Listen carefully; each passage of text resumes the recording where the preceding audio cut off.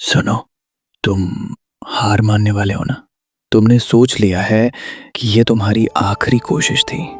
तुमने अपने सपनों का गला घोटने की पूरी तैयारी कर ली है।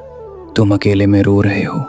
तुम्हें लग रहा है कि कोई नहीं देख रहा, पर मैं देख रहा हूँ। अगले कुछ मिनट्स में मैं तुम्हें मोटिवेशन की मीठी गोलियां नहीं दूंगा।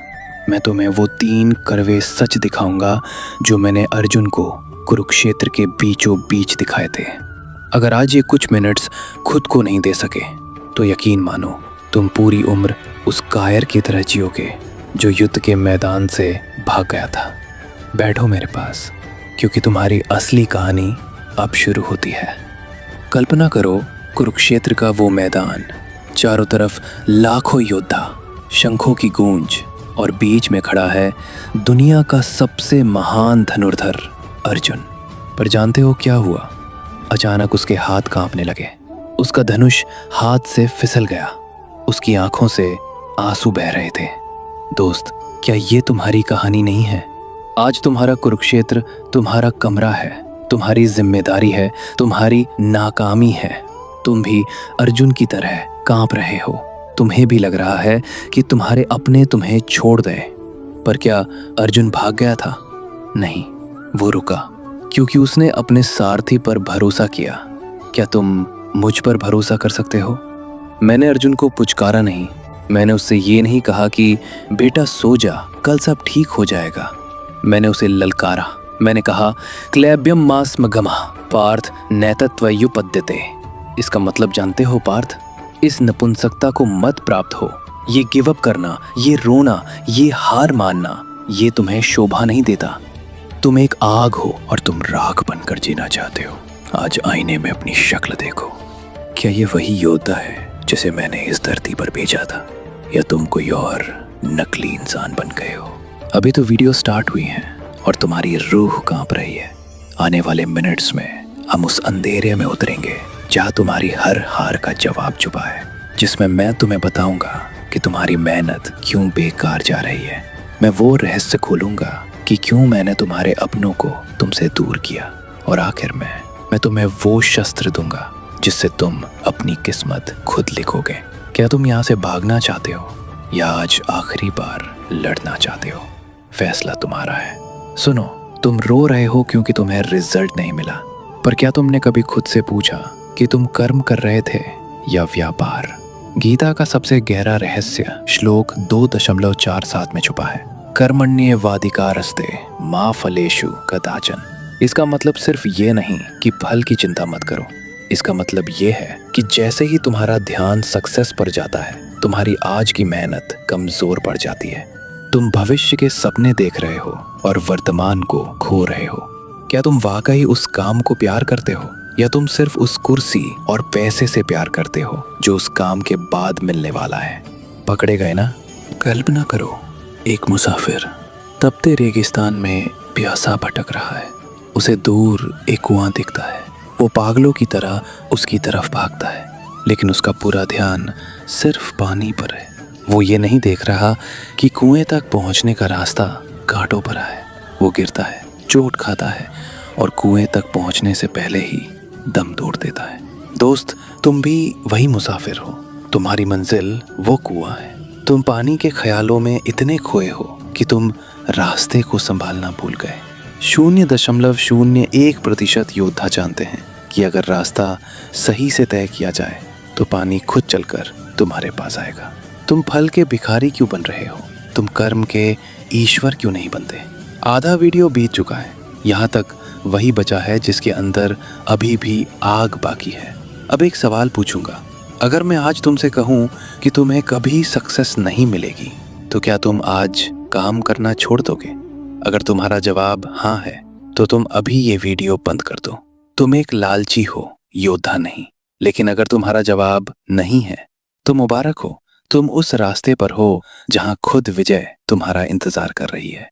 आगे मैं वो पर्दा उठाऊंगा कि क्यों मैंने तुम्हारे अपनों को, तुम्हारे प्यार को तुमसे छीना। क्या तुम वो सच बर्दाश्त कर पाओगे? कुछ मिनट्स बीत चुके हैं और अब मैं उस जख्म पर हाथ रखने वाला हूँ जो अभी भी हरा है। तुम रात को छत पर लेटकर आसमान से पूछते हो ना, वो मुझे छोड़कर क्यों गया? उसने मेरा साथ क्यों छोड़ा जब मुझे उसकी सबसे ज्यादा जरूरत थी? तुम जिसे अपनी बर्बादी कह रहे हो वो असल में मेरी सफाई थी। यदा यदा ही धर्मस्य, जब तुम्हारी जिंदगी में अधर्म यानी गलत लोग और गलत ऊर्जा बढ़ने लगती है तो मैं खुद काल बनकर आता हूँ और उन्हें तुम्हारी जिंदगी से धक्का मारकर बाहर निकाल देता हूँ। क्यों? क्योंकि वो तुम्हारी उस ऊंची उड़ान के लिए बोझ थे जो तुम भरने वाले हो। कल्पना करो, एक मूर्तिकार एक पत्थर को तराश रहा है। वो हथौड़े से उस पत्थर के फालतू हिस्सों को काट काट कर अलग कर रहा है। पत्थर को दर्द होता है, वो चिल्लाता है, मुझे क्यों काट रहे हो? मैं जैसा था वैसा ही ठीक था। पर मूर्तिकार जानता है कि जब तक वो फालतू हिस्से नहीं हटेंगे तब तक पत्थर के अंदर छुपा हुआ ईश्वर बाहर नहीं आएगा। दोस्त, तुम वो पत्थर हो और वो लोग, वो प्यार, वो दोस्त जो तुम्हें छोड़ गए, वो वही फालतू पत्थर थे। मैं तुम्हें दर्द नहीं दे रहा था, मैं तुम्हें तराश रहा था। क्या तुम अभी उन फालतू टुकड़ों के लिए रोना चाहते हो या तुम वो मूर्त बनना चाहते हो जिसकी दुनिया पूजा करे? वीडियो खत्म ही होने वाली है। आधे से ज्यादा लोग भाग चुके हैं। जानते हो क्यों? क्योंकि उन्हें अपनी पुरानी सड़न से प्यार है। वो बदलना नहीं चाहते। पर तुम अभी भी यहाँ हो, इसका मतलब है कि तुम तराशे जाने के लिए तैयार हो। अब एक कड़वा सच सुनो, जिसे तुम अपना प्यार कह रहे थे वो सिर्फ एक मोह था जो तुम्हारी आंखों पर पट्टी बांध रहा था। आगे में मैं उस अदृश्य शक्ति के बारे में बताऊंगा जो तुम्हारे अंदर सोई हुई है। वो शक्ति जिसे न आग जला सकती है न शस्त्र काट सकते हैं। क्या तुम अपनी उस भयानक ताकत से मिलने के लिए तैयार हो? हाफ वीडियो बीत चुकी है और अब मैं तुम्हें वो सत्य दिखाऊंगा जो तुम्हारी आंखों से आंसू पोंछ देगा। तुम कहते हो तुम टूट गए हो। नैनम छिंदन्ति शस्त्राणि नैनम दहति पावक। दोस्त, जिसे शस्त्र काट नहीं सकते, जिसे आग जला नहीं सकती, जिसे पानी भिगो नहीं सकता, वो तुम हो। तुम ये शरीर नहीं हो, तुम वो शाश्वत ऊर्जा हो जो कभी मरती नहीं। क्या एक छोटी सी नाकामी, एक छोटा सा ब्रेकअप या एक छोटी सी हार उस ब्रह्मांडीय शक्ति को खत्म कर सकती है जो तुम्हारे अंदर धड़क रही है? नहीं, तुम सिर्फ एक भ्रम में जी रहे हो कि तुम कमजोर हो। एक शेर का बच्चा भेड़ों के झुंड में पला बढ़ा। वो उनके साथ रहता, उनके जैसा ही डरता और उनके जैसा ही मिमियाता। एक दिन एक बूढ़े शेर ने उसे पानी के किनारे ले जाकर उसका प्रतिबिंब दिखाया। उसने कहा, देख, तू भेड़ नहीं, तू वनराज है। आज मैं तुम्हारा वही प्रतिबिंब हूँ। तुम उन भेड़ों की भीड़ का हिस्सा नहीं हो जो परिस्थितियों के आगे घुटने टेक देते हैं। तुम वो शेर हो जिसे मैंने अपना अंश बनाकर भेजा है। तुम हार इसलिए रहे हो क्योंकि तुम खुद को एक भेड़ मान चुके हो। अपनी असली दहाड़ को पहचानो योद्धा। तुम्हारी रूह अविनाशी है। तुम यहाँ तक आए हो, इसका मतलब है कि तुम मिट्टी नहीं, सोना हो। अब आखिरी कुछ मिनट्स बचे। ये वो मिनट्स हैं जहाँ अर्जुन ने अपना गांडीव उठाया था। क्या तुम अभी अपने कमरे के कोने में दबा कर बैठना चाहते हो, या तुम चाहते हो कि जब तुम बाहर निकलो तो काल भी तुमसे रास्ता मांगे? आगे मैं तुम्हें वो विजय का महामंत्र दूंगा जिसके बाद तुम कभी गिव अप नहीं कर पाओगे। क्या तुम अपने नए जन्म के लिए तैयार हो? और अब तुम उस दहलीज पर खड़े हो जहाँ से पीछे मुड़ना नामुमकिन है।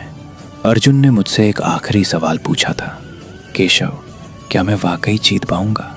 मैंने उसे सिर्फ एक ही बात कही थी जो आज तुमसे कह रहा हूं। यत्र योगेश्वरा कृष्णो यत्र पार्थो धनुर्धरा।